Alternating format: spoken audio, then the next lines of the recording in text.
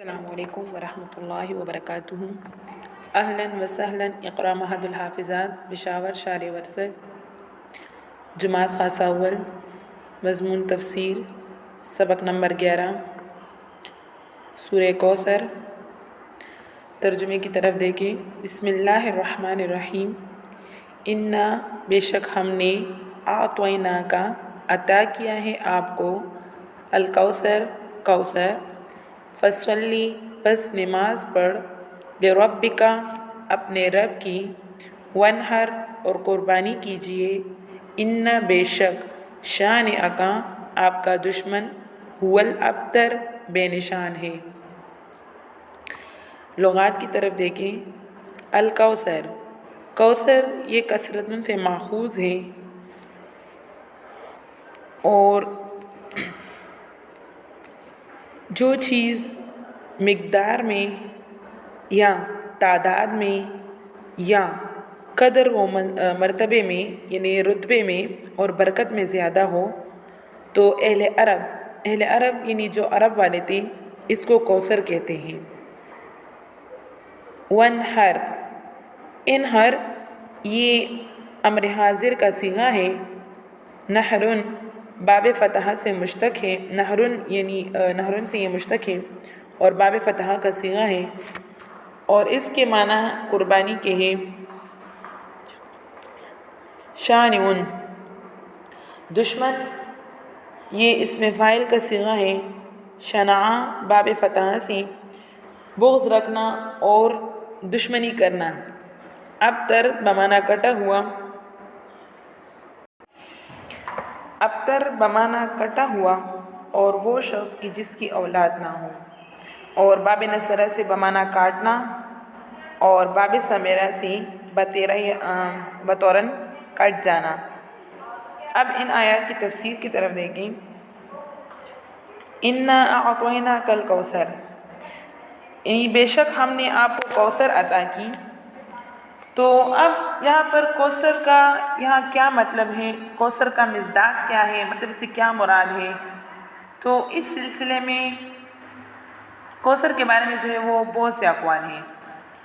پہلا قول اس میں یہ ہے کہ کوثر وہ خیر کثیر ہے، یعنی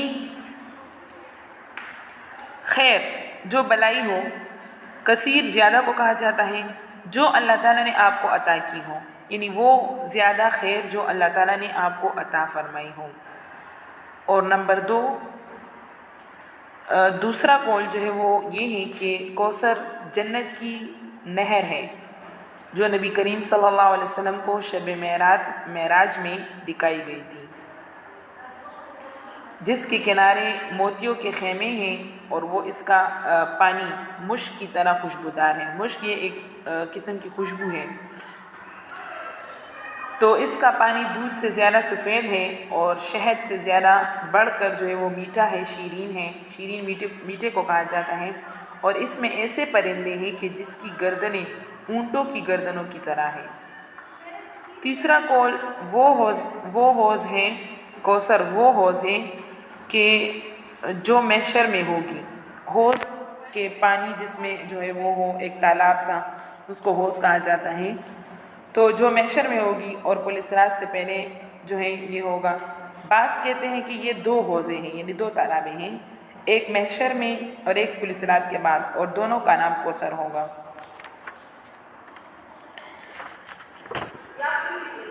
چوتھا قول اس میں کوثر سے مراد اولاد کی کثرت ہے، مطلب زیادہ اولاد، اس لیے کہ سورت انہی لوگوں کی تردید میں اتری ہے۔ مطلب یہ کہ ان لوگوں کے رد میں یہ سورت اتری ہے، دشمنوں اور مشرکین کے بات کو رد کرنے میں، کیونکہ مشرکین جو یہ کہا کرتے تھے کہ نبی کریم صلی اللہ علیہ وسلم بے اولاد ہیں، تو یہاں پر کوثر سے مراد اولاد کی کثرت ہے، یعنی اولاد کی زیادتی مراد ہے، کہ جنہوں نے نبی کریم صلی اللہ علیہ وسلم کو ابتر کہا تھا، یعنی نبی کریم صلی اللہ علیہ وسلم کو یہ کہا تھا کہ یہ مقطوع النسل ہے، ان کی نسل جو ہے وہ آگے نہیں چل رہی، ان کے جو ہے وہ اولاد نہیں ہے۔ تو اولاد پھر 2 قسم کی ہے، ایک جسمانی ہوتی ہے اور ایک روحانی ہوتی ہے۔ تو نبی کریم صلی اللہ علیہ وسلم کی جسمانی نسل بھی زیادہ ہے اور روحانی نسل تو ساری امت ہے جو تمام امتوں سے زیادہ ہے۔ اور پانچواں قول کوثر کا مصداق نبوت عظما جو ہے وہ بڑے کو کہا جاتا ہے، عزت والے کو، اور نبوت تو آپ لوگ جانتی ہیں جو اعلیٰ درجے کی خیر کثیر ہیں، یعنی یہ نبوت ملنا یہ بھی جو ہے اعلیٰ درجے کے جو ہے وہ خیر ہیں جو آپ کے سوا کسی کو نصیب نہیں ہوئی، یعنی یہ اس طرح نبوت جو کہ نبی کریم صلی اللہ علیہ وسلم کو ملی تھی تو اس طرح کسی اور کو نصیب نہیں ہوئی۔ چھٹا قول کوثر سے مراد جو ہے قرآن مقدس یعنی پاک قرآن ہے کہ جس کے فضائل، جس کی فضیلتیں اور برکتیں بے شمار ہیں۔ ساتواں قول کوثر سے مراد دین اسلام ہے، اور آٹھواں قول نبی کریم صلی اللہ علیہ وسلم کے دل منور کا نور کوثر ہے، یعنی نبی کریم صلی اللہ علیہ وسلم کا دل جو ہے ان کا نور یہ کوثر ہے۔ اور نواں قول کوثر سے مراد رفعت ہے، یعنی بلندی ہے، عزت ہے کہ ہر جگہ آپ کا نام تعظیم سے لیا جاتا ہے اور ہر وقت دنیا میں آپ کا ذکر ہوتا ہے۔ 10واں قول آپ کا خلق عظیم ہے، یعنی نبی کریم صلی اللہ علیہ وسلم کے اخلاق مبارک اس سے مراد ہیں۔ اور 11واں قول کوثر مقام محمود جو آپ کا مخصوص مرتبہ ہے جس پر آپ قیامت کے دن تشریف فرما ہوں گے۔ اور 12واں قول کوثر سے مراد دولت توحید ہے، یعنی توحید کی دولت ہے جو آپ کو عطا فرمائی گئی۔ اور 13واں قول وہ فضائل اور کمالات کثیرہ ہیں، یعنی وہ زیادہ کمالات ہیں جن سے نبی کریم صلی اللہ علیہ وسلم متصف تھے، یعنی وہ فضیلتیں اور وہ کمالات نبی کریم صلی اللہ علیہ وسلم میں موجود تھیں۔ فَصَلِّ لِرَبِّكَ، یہاں پر جو ہے صرف اپنے رب کے لیے نماز پڑھے فرما رہے ہیں، تو اخلاص کے ساتھ کامل ترین عبادت کا حکم دیا گیا، جیسا انعام ویسے ہی اس کا شکر ادا کرنا چاہیے۔ جس طرح کوثر ایک جامع ترین عطا ہے، یعنی اللہ تعالیٰ کی طرف سے جو ہے وہ خیر کثیر ہے، نماز بھی جامع ترین عبادت ہے، پھر اس کو کوثر سے اس طرح بھی خاص مناسبت ہے کہ اس میں اپنے خالق سے مناجات، یعنی مناجات جو ہے وہ چھپی باتوں کو کرنے کو کہا جاتا ہے، یا چھپ چھپ کے اللہ تعالیٰ سے باتیں کرنا، اور عجز جو ہے وہ ظاہر کرنا، تو یہ شہد سے زیادہ جو ہے وہ میٹھا ہے، یعنی اپنے اللہ سے جو ہے وہ چھپ کر باتیں کرنا اور ان کے سامنے اپنے عاجزی کو بیان کرنا اور عاجزی جو ہے وہ پیش کرنا، تو یہ شہد سے زیادہ میٹھے ہیں۔ ونحر، یہ نہر سے مشتق ہے، اونٹ کی قربانی کو نہر کہا جاتا ہے، اور جمہور کے نزدیک یہاں نہر سے مراد قربانی کرنا ہے۔ بعض لوگوں نے ونحر کے معنی نماز میں سینے پر ہاتھ باندھنے کے لیے ہیں، کہ نماز میں جو ہے وہ سینے پر ہاتھ باندھ لیے جائے تو اس کو ونحر کہا جاتا ہے۔ ان نشانک هو الابتر، تو یہ آیت ان کفار کے بارے میں نازل ہوئی جو آپ کو مقتون نسل ہونے کا طعنہ دیتے تھے، یعنی کفار جو یہ بات کہا کرتے تھے کہ نبی کریم صلی اللہ علیہ وسلم بے اولاد ہیں اور ان کے جو ہے وہ اولاد نہیں ہوتی، تو یہ جو ہے یہ آیت ان کفار کے بارے میں نازل ہوئی ہے۔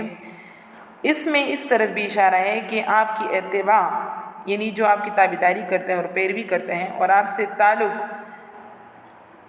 یعنی آپ کی تابعداری اور آپ کی جو ہے وہ اتباع کرنا اور آپ سے تعلق ہی سے دارین کی، یعنی دنیا اور آخرت کی کامیابی جو ہے وہ میسر آ سکتی ہے۔ جو آپ صلی اللہ علیہ وسلم سے بغض رکھے گا، عناد دشمنی رکھے گا ان سے اور مخالفت رکھے گا، تو وہ محروم اور بے نشان ہو جائے گا۔ صدق اللہ العظیم، وآخر دعوانا ان الحمد للہ رب العالمین۔ بچوں یہ سبق اچھی طرح سے یاد کریں اور آگے سورت کا مطالعہ کریں۔ السلام علیکم ورحمۃ اللہ وبرکاتہ۔